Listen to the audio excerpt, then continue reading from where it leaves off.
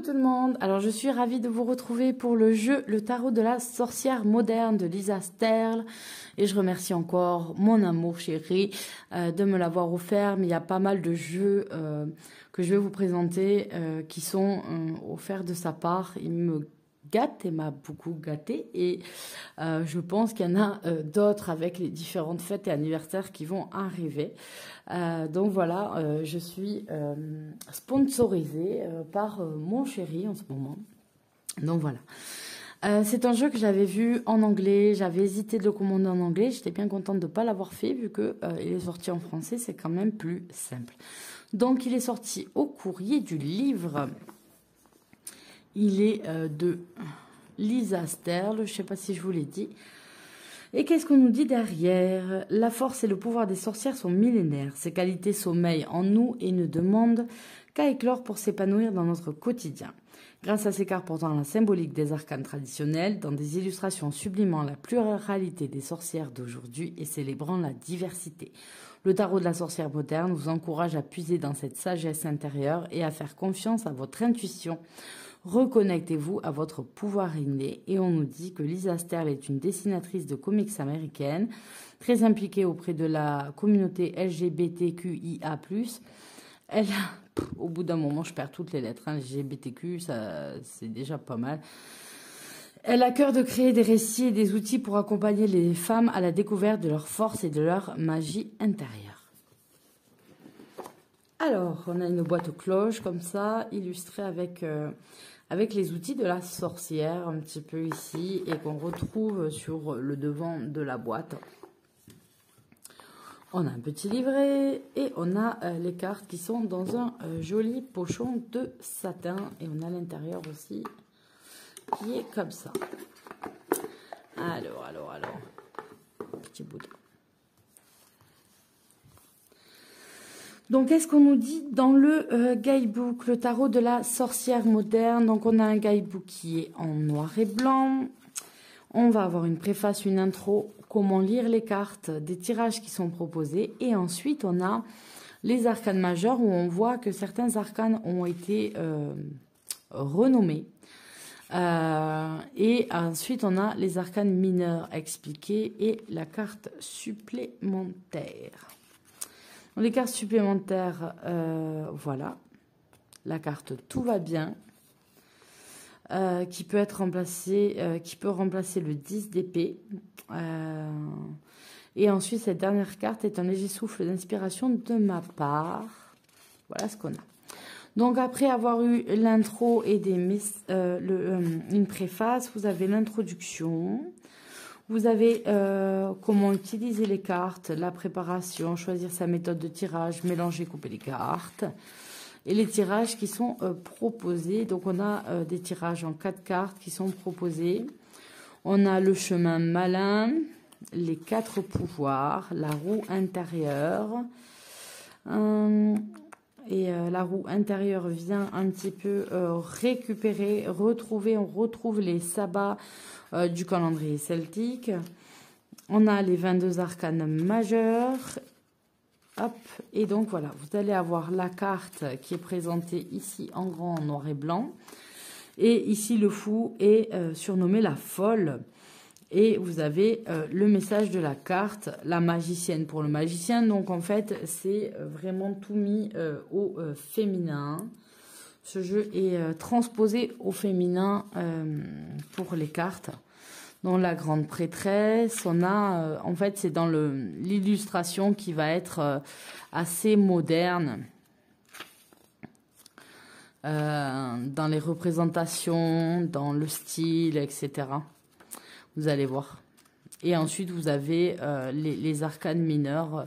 Mais les arcanes mineurs, voilà, vous n'avez pas de représentation. On vous rappelle les suites.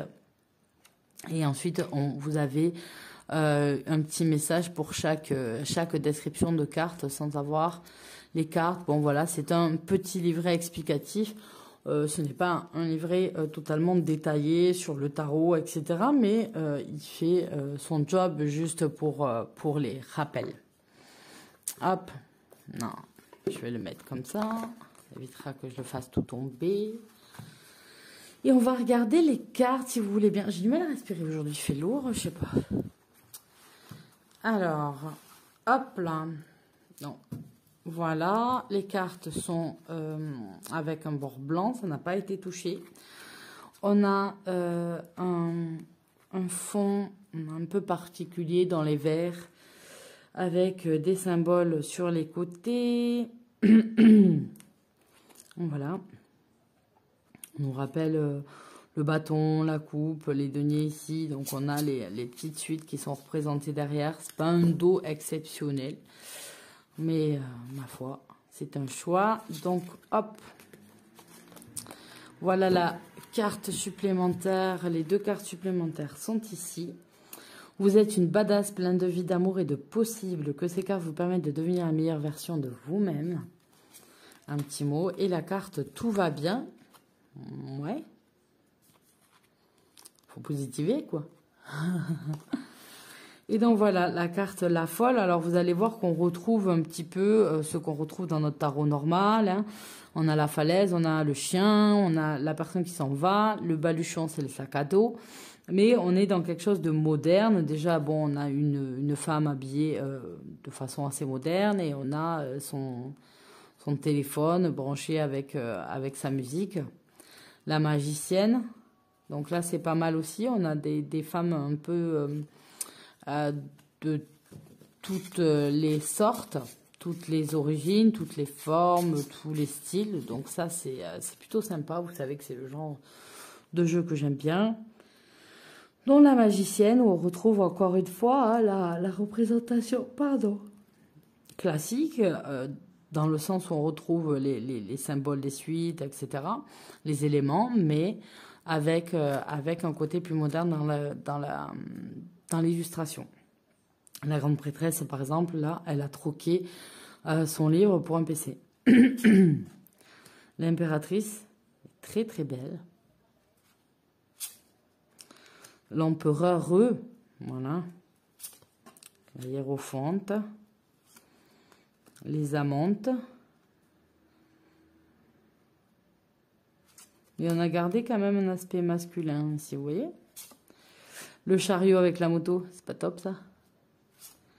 La force. L'ermite. La roue de fortune. Je vais couper un peu. Hop. La roue de fortune. La justice. Habillée assez particulièrement, la justice. La pendule. La mort. Oh là là. Pardon. La tempérance. Le diable. La tour. L'étoile. La lune. C'est des louves, là. Elle a l'air gentille, celle-là. Le soleil. Elle est sympa. Le jugement. Le monde. Et après, on passe aux arcanes mineurs. Hop là. L'as de bâton. Le 2 de bâton.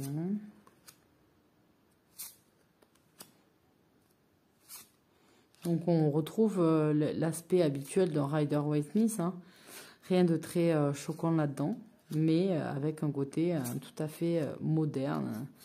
Une moto, dans l'habillement, la façon dont elles se tiennent, etc. Plutôt sympa. Puis on a à peu près tous les styles de femmes. Hein. Cheveux courts, cheveux longs, toutes les couleurs. En bon point ou pas. Donc là, on passe aux coupes.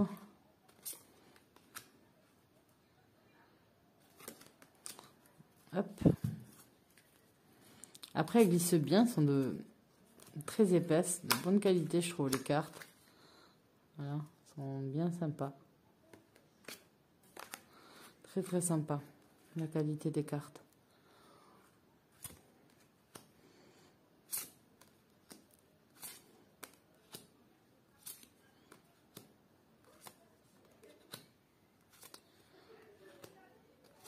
Le groupe Guitre et Daniel a passé de bons accords, il me semble, avec pas mal de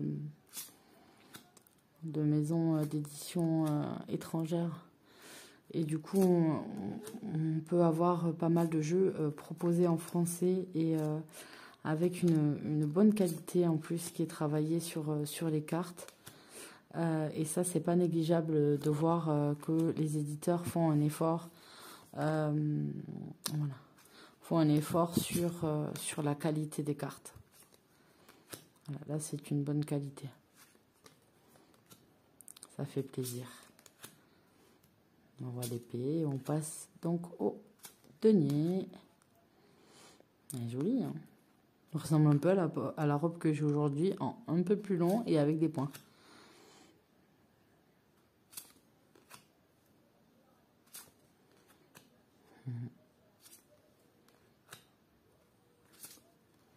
Très très sympa.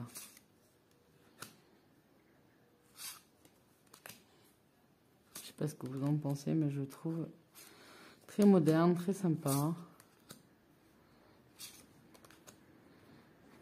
Un usage à faire de tous les jours quand on veut. On hésite entre un tarot moderne et un tarot. Je vais aller faire du jardinage, oui. Un tarot classique. Voilà, on peut allier plus ou moins un peu les deux avec celui-là sans trop avoir un tarot farfelu qui casse les codes.